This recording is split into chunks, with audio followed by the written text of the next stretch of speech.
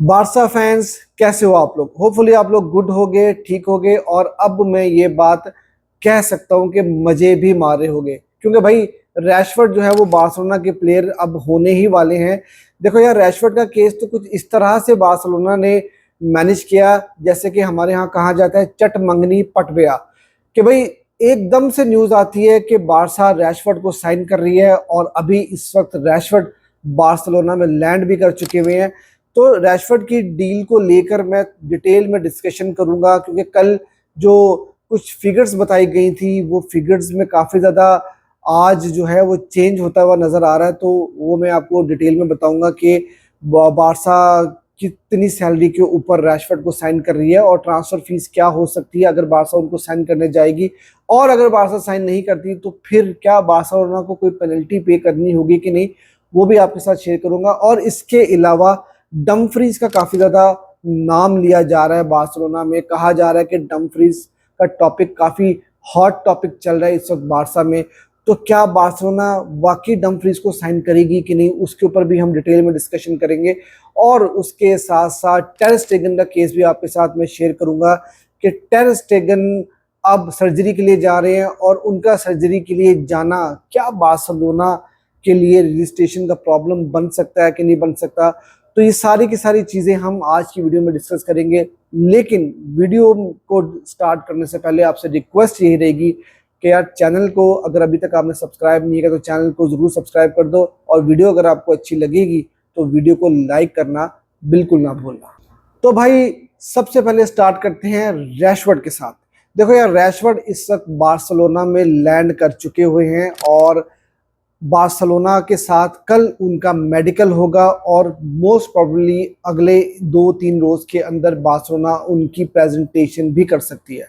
कल को रैशफोर्ड की सैलरी को लेकर डिफरेंट सोर्सेज डिफरेंट फिगर्स को रिपोर्ट कर रहे थे, लेकिन आज जो अपडेटेड न्यूज आ रही है वो ये आ रही है कि रैशफोर्ड जो है 14 मिलियन ग्रॉस सैलरी अर्न करेंगे बार्सिलोना से, और उन्होंने मैनचेस्टर यूनाइटेड से जो अभी वो सैलरी ले रहे हैं उससे 15% सैलरी रिड्यूस की है बार्सिलोना को ज्वाइन करने के लिए।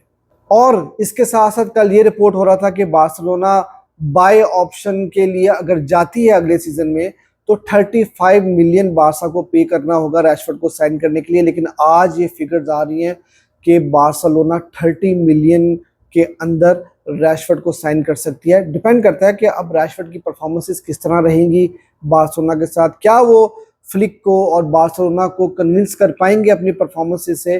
तो फिर देखा जाएगा कि बारसा क्या उनको साइन करने अगले सीजन में जाएगी कि नहीं जाएगी।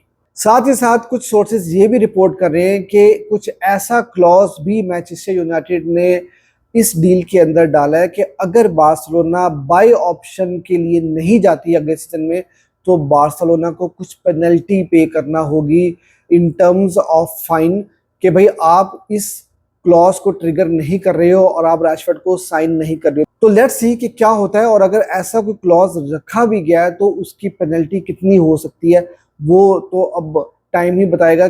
ऑब्वियसली ये पेनल्टी मुझे लगता है कोई इतनी ज़्यादा नहीं होगी, तभी बार्सिलोना इस क्लॉज के लिए जो है वो रजामंद हुई है। तो मुझे लगता है कि एक बड़ी नॉमिनल सी अमाउंट रखी गई होगी ताकि बार्सिलोना को भी मुश्किल ना हो इन केस अगर बार्सिलोना अगले सीजन में रैशफोर्ड को साइन करने के लिए नहीं जाती। और कुछ सोर्सेज ये क्लेम कर रहे हैं कि ट्यूसडे को बार्सिलोना उनकी प्रेजेंटेशन भी कर देगा। तो यार सारी की सारी चीज़ें जो है वो बिल्कुल ठीक डायरेक्शन में जा रही हैं, और अब सिर्फ एक ही सवाल बाकी है, वो ये कि क्या बार्सिलोना रैशफोर्ड को रजिस्टर कर पाएगी कि नहीं, ये एक बहुत बड़ा सवाल होगा।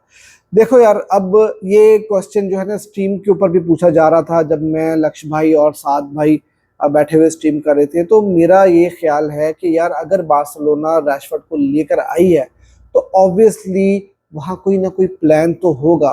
बार्सिलोना को कॉन्फिडेंस होगा कि हम रैशफोर्ड को रजिस्टर कर लेंगे, तो इसी वजह से रैशफोर्ड को बार्सिलोना साइन कर रही है। तो मेरे ख्याल से यहाँ पर हमें घबराने की ज़रूरत नहीं है और वेरी सून जो है हमें गुड न्यूज़ मिलेगी और ये रजिस्ट्रेशन का प्रोसेस कंप्लीट हो जाए ताकि बारसा फैंस के माइंड में जितने भी क्वेश्चंस हैं ना वो सारे के सारे क्लियर हो जाएं।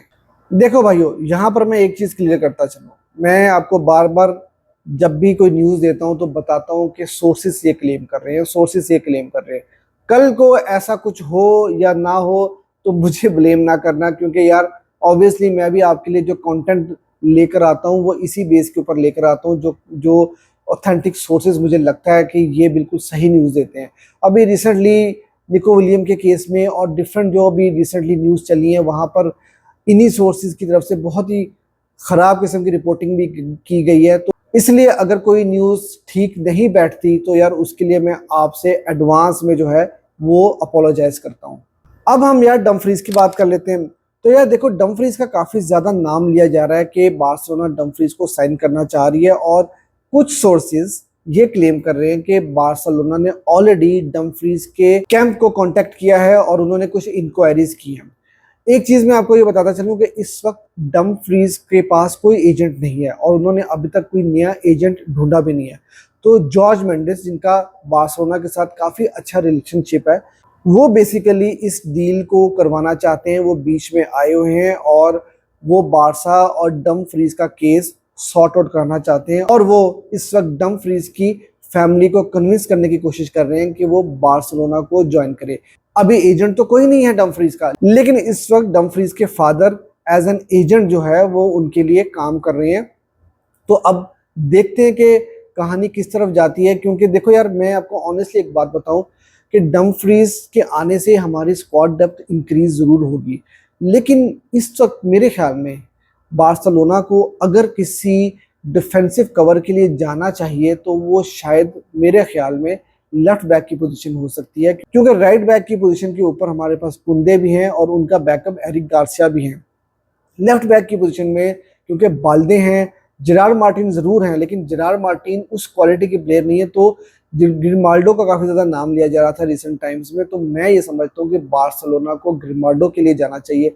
लेकिन यार फिर वही बात है कि कोचिंग स्टाफ क्या सोचता है, मैनेजमेंट क्या सोचती है, और वो ऑब्वियसली ज़्यादा बेटर पोजीशन में है प्लानिंग करने के लिए। तो मेरे ख्याल में जो भी वो डिसीजन लेंगे वो क्लब के लिए एक अच्छा डिसीजन ही होगा। और बारसा को अगर डमफ्रीज को साइन करना है तो बारसा को जल्दी उनको साइन करना होगा, क्योंकि उनका इस वक्त रिलीज क्लॉज है 25 मिलियन, और इंटर मिलान को इस बात का पता है कि इस वक्त अगर कोई भी क्लब आकर उनके रिलीज क्लॉज को ट्रिगर करेगा तो 25 मिलियन में उनको ले जाएगा। लेकिन बहुत जल्दी उनका ये रिलीज क्लॉज जो है वो 25 मिलियन से बढ़ के अराउंड 40 मिलियन तक चले जाएगा। तो इसलिए अगर बारसा को उनको साइन करना है तो बारसा को जल्दी करनी होगी। इसके साथ साथ यार आपको टर स्टेगन के बारे में अपडेट दे देता हूँ। देखो यार, टर स्टेगन बार्सिलोना के एशियन टूर के ऊपर नहीं जा रहे, प्री सीजन में वो पार्ट नहीं लेंगे और उन्होंने सर्जरी कराने का फैसला कर लिया। देखो कहीं ना कहीं ये सेटबैक जरूर है बार्सिलोना के लिए, क्योंकि अगर वो इंजर्ड ना होते और वो अगर फिट रहते तो मोस्ट प्रोबेबली वो शायद बार्सिलोना छोड़कर किसी और क्लब चले जाते, क्योंकि जिस तरह से फ्लिक ने एक अपना मैसेज कन्वे कर दिया कि यार आप हमारे प्लान्स में नहीं हैं, तो मुझे यही लगता था कि टर स्टेगन जो है वो बारसा के साथ नहीं रुकते।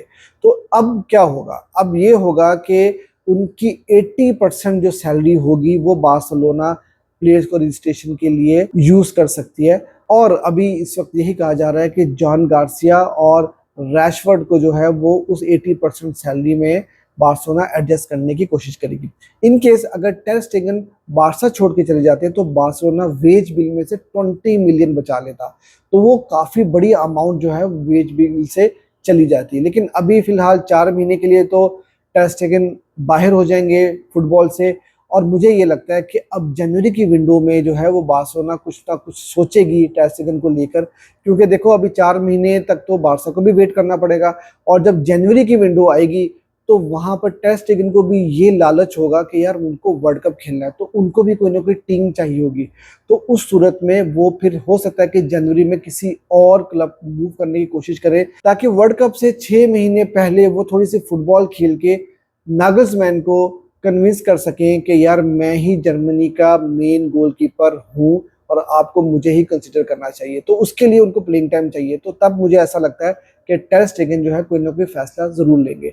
तो यार ये थी आज की अपडेट्स। होपफुली आपको वीडियो अच्छी लगी होगी। वीडियो अगर आपको अच्छी लगी तो यार वीडियो को लाइक जरूर कर देना। चैनल अगर अभी तक आपने सब्सक्राइब नहीं किया तो चैनल को सब्सक्राइब करना ना भूलना।